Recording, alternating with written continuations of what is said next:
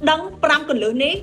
bong bóng đừng khai tay chia mà nút để cho chất hạt prán ô tô một tịch tỏ thật sự tặng khía tham gia bảy khai đừng cho tại đó có thiên ở bắt đầu bao giờ xong nhang hệ đốn chả muối sập pria pe prắc muối sập pria pe là gì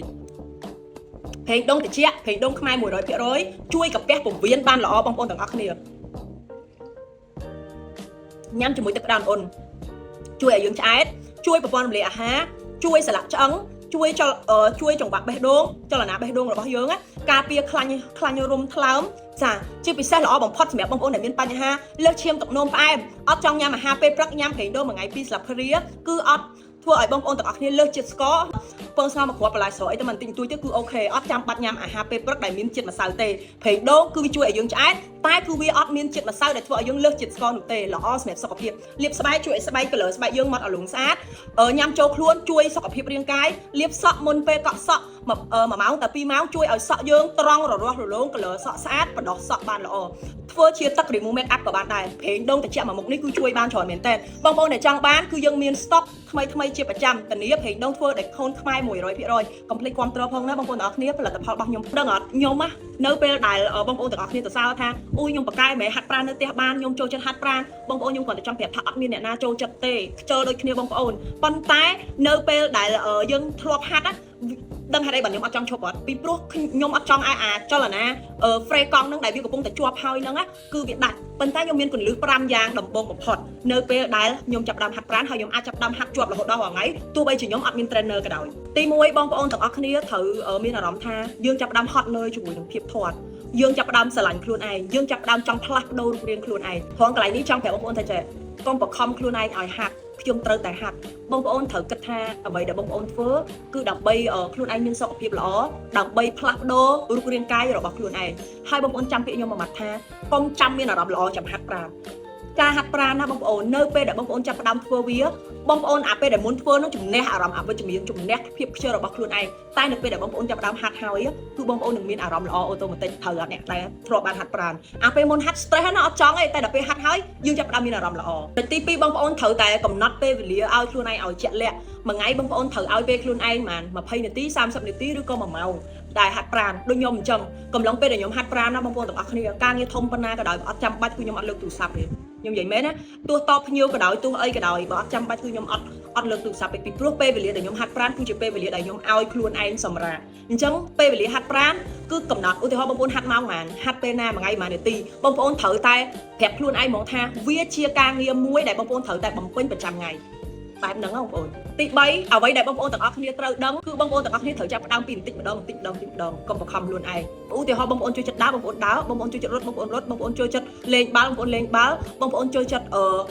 ធ្វើអីចាំភីងឬក៏អីបងប្អូនធ្វើថាយើងចាប់ផ្ដើមពីមួយថ្ងៃបន្តិចយើងសុខចិត្តឡើងបន្តិចម្ដងដូចយើងហាត់យកដើមដៃអញ្ចឹងបងប្អូនដំបូងបងប្អូនហាត់10បងប្អូនទៅឡើងទៅ15ទៅឡើងទៅ20បើយើងនៅពេលដែលបងប្អូនធ្វើម្ដងបន្តិចយូរទៅរាងកាយបងប្អូននឹងស៊ាំហើយខួរក្បាលយើងនឹងអត់មានអារម្មណ៍ថាពិបាកនៅពេលដែលខួរក្បាលយើងអត់មានអារម្មណ៍ថាពិបាកធ្វើឲ្យយើងចង់អូតូម៉ាទិកមក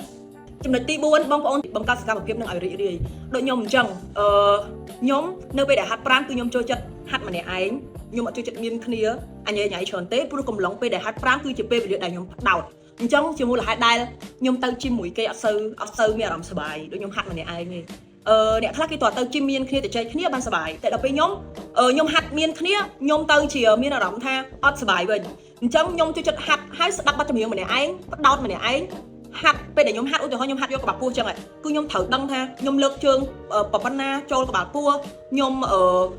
ត្រូវ focus ធ្វើវាមួយអីចឹងព្រោះរាងកាយមនុស្សដូចគ្នាអ្នកខ្លះធ្វើលបឿនប្រហែលយើងអត់ចូលតែខ្ញុំធ្វើលបឿនញាប់ពេកគឺខ្ញុំធ្វើអត់ចូលទេខ្ញុំត្រូវមួយយូរហើយខ្ញុំផ្ដោតអញ្ចឹងការចូលចិត្តការរីករាយក្នុងពេលហាត់ប្រាណខុសៗគ្នាអញ្ចឹងបងប្អូនរកខ្លួនឯងជួយស្ដាប់ podcast តាក់ទងមួយការអប់រំបើដូចគ្រូសាខ្ញុំគាត់ហាត់ប្រាណជួយស្ដាប់អត់ញាក់ដូចខ្ញុំឯងគាត់ជួយស្ដាប់មេរៀនអញ្ចឹងវិញបងប្អូនអញ្ចឹងមនុស្សជួយចិត្តផ្សេងគ្នាអញ្ចឹងបងប្អូនទាំងអស់គ្នាចូលចិត្តបែបណាធ្វើបែបហ្នឹងចូលចិត្តមានមិត្តភ័ក្តិមកហាត់រួមគ្នាធ្វើមិនឲ្យតែខ្លួនឯងសប្បាយចិត្តបែបហ្នឹងហើយចំណុចទី5ដែលជាចំណុចចុងក្រោយ